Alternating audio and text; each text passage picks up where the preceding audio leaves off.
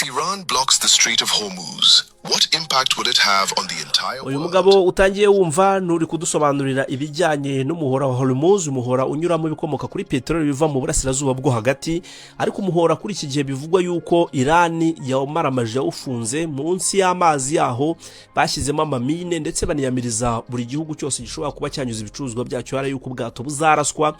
Uyu mugabo ikinera kutubwira ni ikirere, kutubwira ngo ese uyu muhora uramutse ufunzwe completely byagenda bite, nibihe bihugu byahomba cyane, byahura na kaga k'ubukungu kurusha ibindi, hanyuma isi yose se yahombera hehe ubukungu cyangwa se ibiciro ku isi byazamuka bitewe n'uyu muhora wa Hormuz waba wafunzwe, ubwo n'ubundi byaba byabaye cyangwa se biturutse kuri intambara iri kubera mu gihugu cya Iran, intambara yatangijwe na Leta Zunze za Amerika ndetse n'igihugu cya Israel.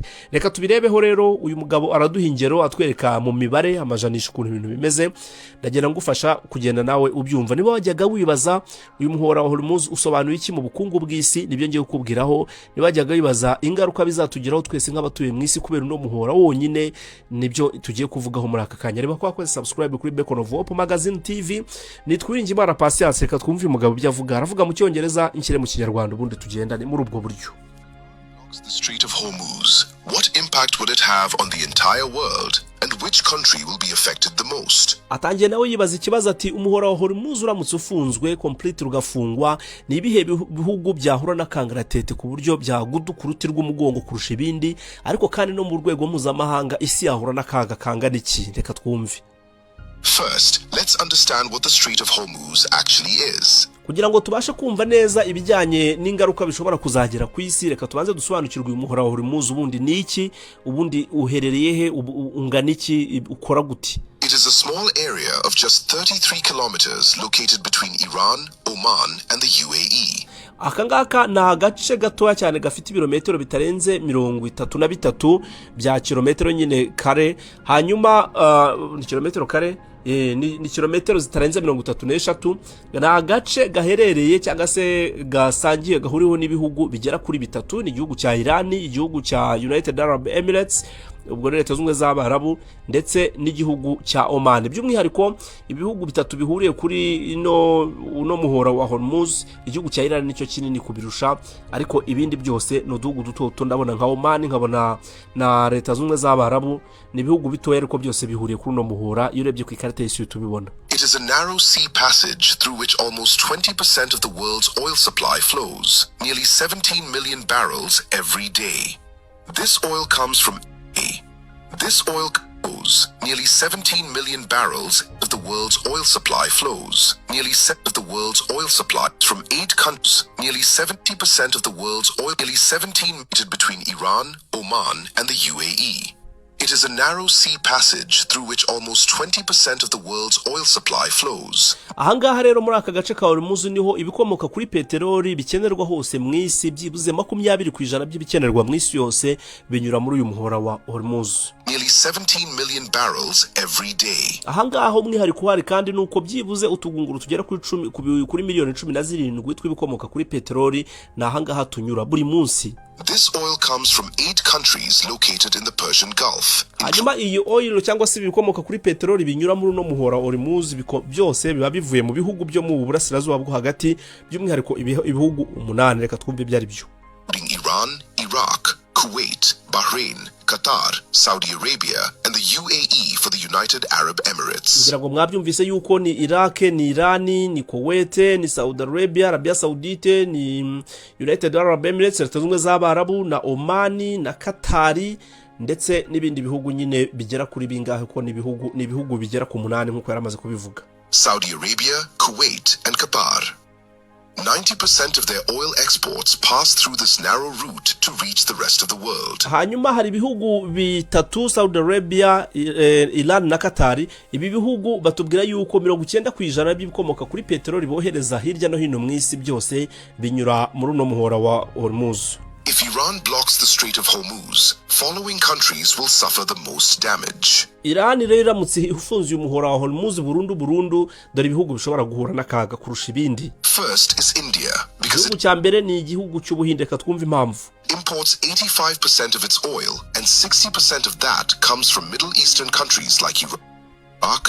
hanyuma aratubwira ko igihugu cy'ubuhinde gishobora guhura n'akaga kubera yuko 75% by'ibikomoka kuri peteroli bakenera bakoresha imbere mu gihugu byose biba byavuye hanze, hanyuma 60% by'ibyinjira mu gihugu cy'ubuhinde byose biba byaturutse mu bihugu byo muri Middle East mu burasirazuba bwo hagati, by'umwihariko mu bihugu bikurikira Saudi Arabia, Kuwait and the UAE.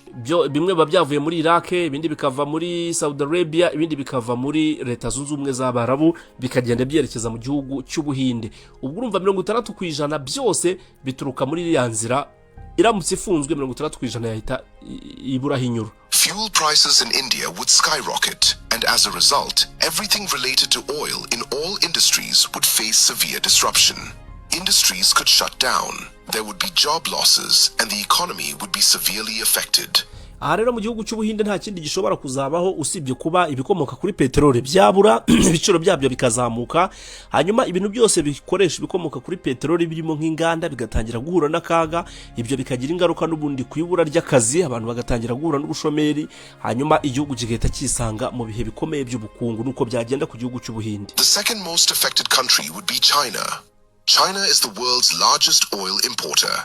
Igihugu cya kabiri gishobora guhura n'akaga gakomeye kubera uyu muhora wa Hormuz ni igihugu cy'Ubushinwa, kubera ko Ubushinwa ni igihugu cya kabiri ku isi mu gutumiza ibikomoka kuri peteroli hanze yacyo, nicyo cya kabiri ku isi. In 10 million barrels of oil every day. Igihugu cy'Ubushinwa cyinjiza byibuze buri munsi cyinjiza miliyoni 10 z'utugunguru tw'ibikomoka kuri peteroli buri munsi. 40% of China's oil imports pass through the Strait of Hormuz. Hanyuma igitangaje kuri utu tugunguru tungana gutyo binjiza cyangwa se muri biriya bikomoka kuri peteroli binjiza buri munsi, 40% byabyo byose binyura muri uyu muhora wa Hormuz. Although China has built oil pipelines with Russia and Central Asia, they don't even fulfill 20% of its energy needs. Nyamara nubwo igihugu cy'Ubushinwa cyabashije kubaka mu bufatanye na Aziya yo hagati ndetse n'Uburusiya babashije gukora ibitembo bishobora kujyana ibikomoka kuri peteroli muri ibi bihugu byose gutya nyine, ariko nta nubwo ibyo bitembo bishobora kuba byahaza byibuze 20%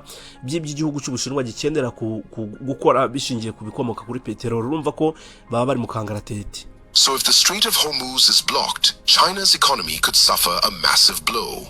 And if China's economy has shaken, its effects will be felt all over the world. Ati rero uyu muhora wa Hormuz nuramuka ufunzwe, igihugu cy'Ubushinwa n'ubukungu bwacyo bushobora guhura n'akaga, hanyuma akaga k'Ubushinwa mu bijyanye n'ubukungu of course bizahita bigira ingaruka no ku isi yose muri rusange, kubera yuko murabizi yuko igihugu cy'Ubushinwa gifite ukuntu cyohereza ibicuruzwa hirya no hino mu isi.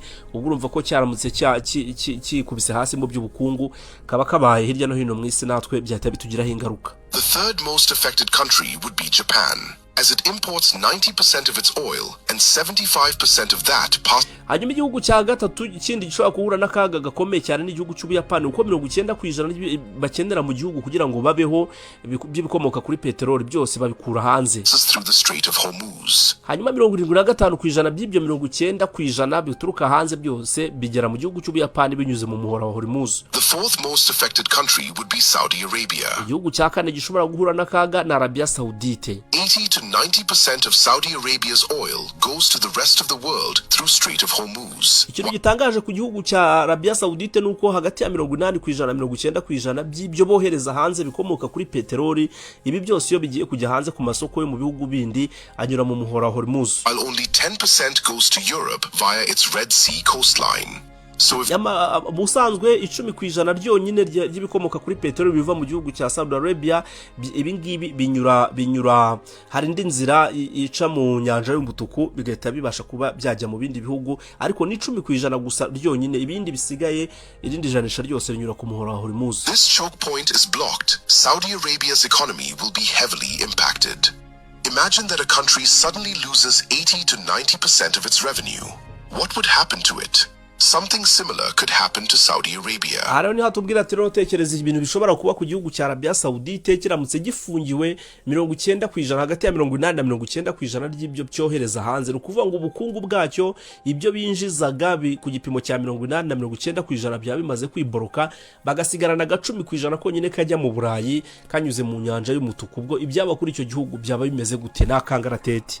There's also a high chance that Saudi Arabia might send in its military to reopen the route. and that could make the situation even worse. Ibintu nk'ibi ngibi byo gufungirwa rero ku gihugu cya Arabia Saudite no kwisanga mu bihe by'ubukene bumeze buryo bitewe n'uko umuhora wa Hormuz wafunzwe bishobora kubashyira kuri pressure n'igitutu cyo kuba bakohereza ingabo ngo zijye kurwana zifatanye n'abandi barwana hariya kugira ngo bafungure uriya muhora wa Hormuz. Uyu musesenguzi akavuga yuko ibyo byaba ari ishyano ahubwo riguye, byaba ari bibi cyane ushingiye ku miterere yaho Saudi Arabia iri ndetse na Iran ndetse n'ibihe biri muri Middle East muri rusange. Fifth is Pakistan, which gets about 90% of its oil through the Strait of Hormuz. Igihugu kindi gishobora guhura n'akaga ni igihugu cya Pakistan kubera ko 90% by'ibikomoka kuri peteroli bakenera byose bibageraho binyuze mu muhora wa Hormuz.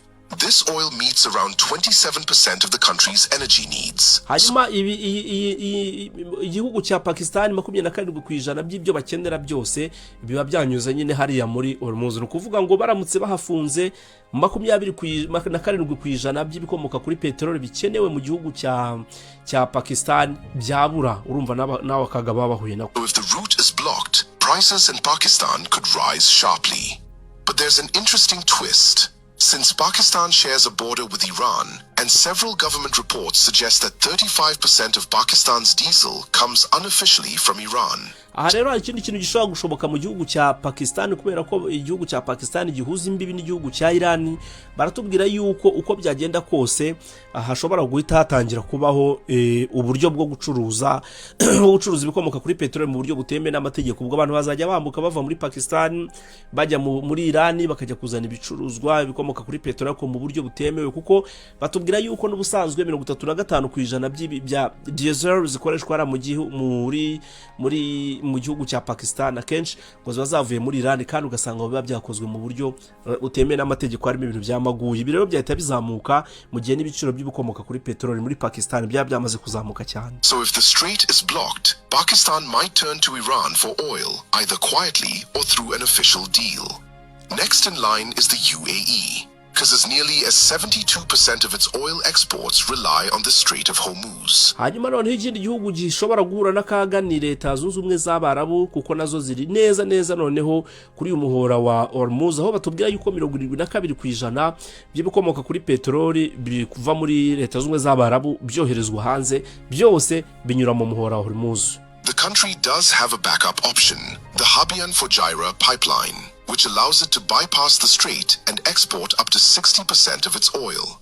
But for a major economy like the UAE, losing the remaining 40% would still be a serious blow. Hari ahantu gashobora gutabara wenda Leta Zunze Ubumwe z'Abarabu, hari ahantu hari ibitembo nabyo bishobora kuba byanyuramo byibuze ku gipimo kigera 60% bishobora kuba byaseseramo bikaba byakoherezwa hirya no hino, ariko 40% yindi isigaye yose yaba yamaze kugira gute, yaba yamaze kurangira, ubwo igihugu cyaba kiri mu kangaratete nk'igihugu cya Leta Zunze Ubumwe z'Abarabu n'uburyo babayeho nyine igihugu kiri mu majyambere nka kiriya. Next comes the European countries like France, Germany and Italy, which on average get 10% of their oil through the Strait of Hormuz. Ibindi bihugu bishobora guhura n'akaga gakomeye ni ibihugu nk'Ubudage, igihugu cy'Ubufaransa ndetse n'Ubutaliyani, byo nibyo mu Burayi, kubera yuko ibi nabyo bikomoka kuri peteroli bakoresha, ubwo twakoze mu ayene y'ibyo bihugu ko ari bitatu bikenera 10% y'ibikomoka kuri peteroli biba byanyuzemo hariya mu muhora wa Hormuz. Ibyo bakenera byose 10% ryabyo rinyura mu muhora wa Hormuz. Urumva ko bahafunze cyangwa se habaye hatagikora kaba kababayeho nabo. A blockade here would hit them hard as well. Globally, experts warn that oil prices could soar past $150 a barrel, causing widespread inflation and possibly triggering a major global recession.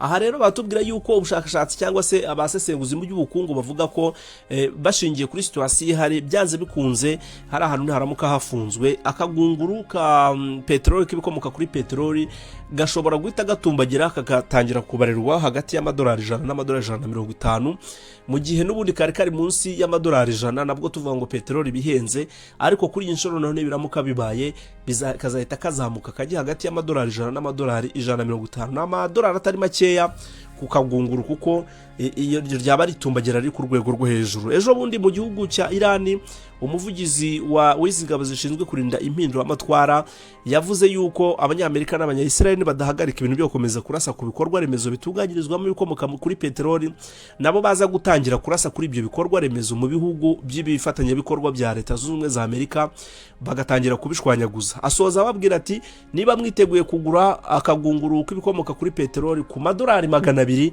nimukomeze mukina iyo mikino. Ibyo bintu rero biraza kugira ingaruka hehe kuri twese ko tungana, kuko iki giciro cya peteroli kizamuka nitwe tuzajya tuyishyura. Igiciro cya peteroli kizamuka nuko bizagenda. None tugire dute gayo nguko. Ndabashimiye cyane, mugire ibihe byiza. Ni Bacon of Hope Magazine TV. Nibi video wayikunze kanda subscribe na like, ubundi dukomeze tubana. Nitwiringe Imana Patience, mukomeze mugubwe neza.